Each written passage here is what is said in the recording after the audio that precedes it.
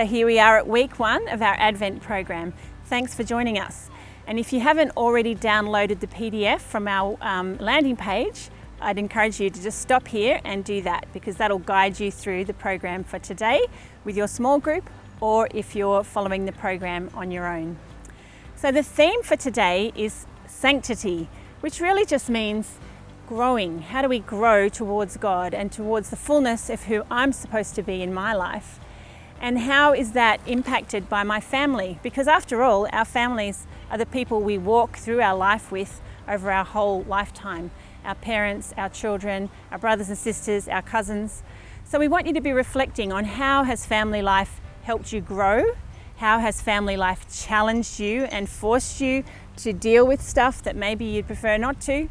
So that's what today's theme is about. And we're going to move across now to the Archbishop, who'll break open for us a few snippets from the document of the Pope, Amoris Laetitia, and from the Sunday Advent readings.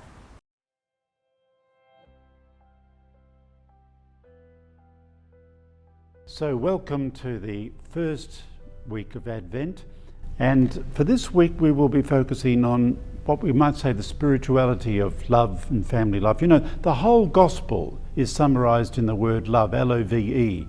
It's also, another 5-letter word is grace, G-R-A-C-E.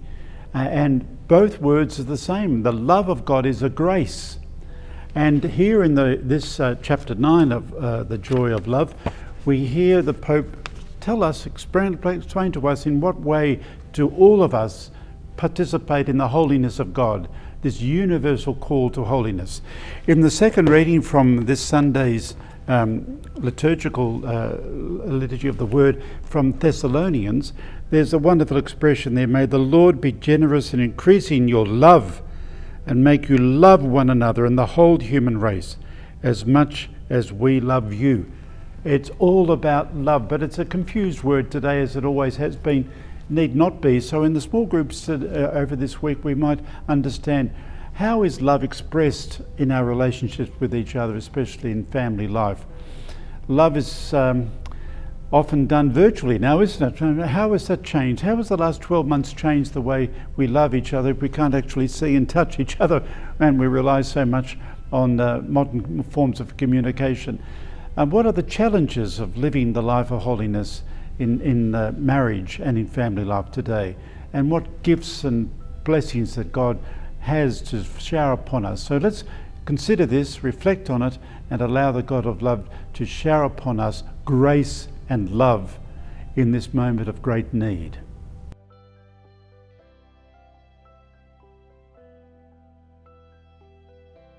So we've just heard from the Archbishop, and now we're going to hear some reflections from some wonderful characters from all around our Archdiocese.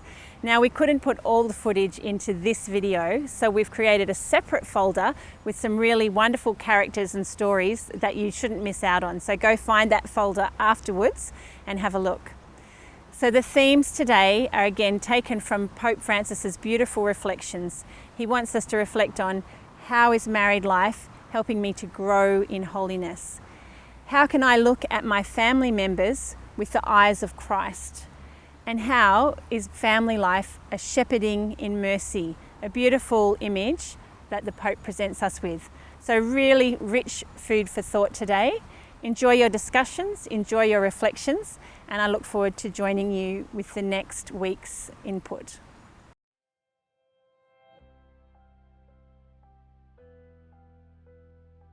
My wife accepted me for who I am. That mattered a lot. So when I am accepted and when she has truly believed in me, it actually started a healing process inside of me. So it actually healed a lot of my rejections which I faced in my childhood. So I felt it's a very, very big thing. It sanctifies both of us in different ways. In the first few years when we got married, I actually found out more about myself than I did about my spouse. There's nothing like living with someone 24/7. You're not always on your best behaviour, and you do find your own shortcomings. And in that marriage, the day-to-day marriage, we do go on this journey where we are trying to be the best person that we can be. Being married guarantees a whole series of challenges, large and small, day in and day out. And of course, whether your sanctity develops depends on how you react to these challenges. But it certainly lays out a formidable and unpredictable pathway. Yes. Chasing after kids especially, and being with each other day in, day out. There is an opportunity to be sanctified in just going through the repetitious and at times monotonous tasks that we have, and accepting grace in that. Marriage offers a daily opportunity to express God's love for my spouse and our children, but also it's a challenge to be loved, to accept the love from the other part of the family as well. So through marriage, God is sanctifying us.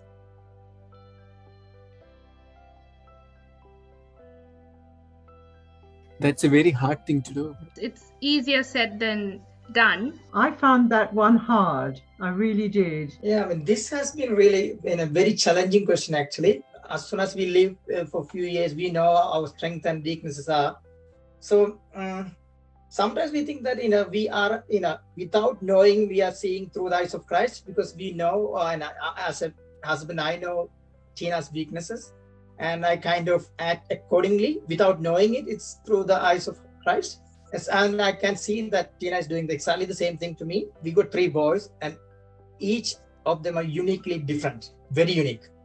And so treating all the 3 in one way wouldn't be looking through the eyes of the Christ. My natural response is it's so easy to look really harshly, particularly at the kids, to give them a good glare or,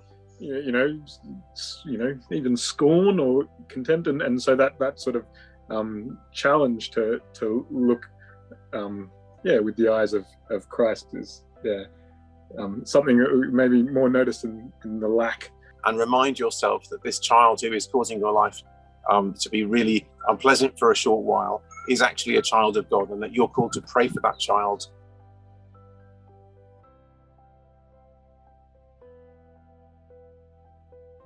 I guess for me, as a single mum, I feel my role is definitely to shepherd my children. And in shepherding them, I feel a responsibility to lead them. That sense has got more difficult because I'm now the shortest in my family, and I have 3.5 teenagers who are taller than me. And to shepherd them, to lead them, has taken on a whole new meaning than it did when they were very little. And I have an 18-year-old, and he is now at that stage in his life where I need to allow him to take control of his life. But I have felt the heaviness of having to shepherd on my own in my family.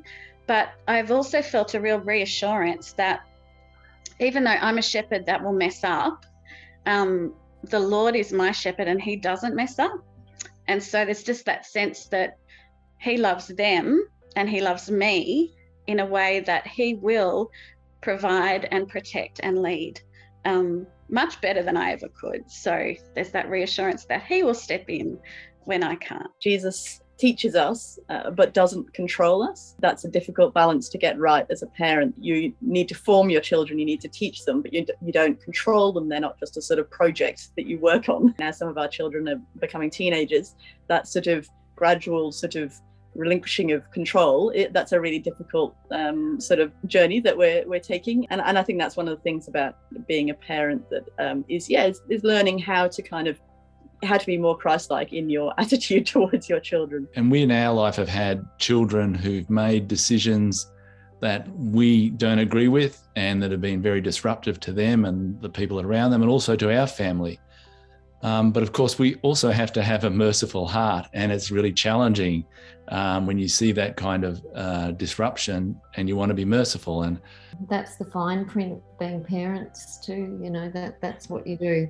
And you love your kids no matter what happens. It's the strong helping the weak, but in a family, it keeps changing according to the situation. Who's the strong one with something to give? Who's the one who's messed up or is puzzled? Yeah. So it's been very rewarding for us, a source of grace for us to see the way our children help each other. It's wonderful to see. So we're also conscious that within a family, as the decades pass, who is strong and who is weak starts to shift subtly, and you discover in your children the ability to guide your life, or at least to think they would like to guide your life. Yes.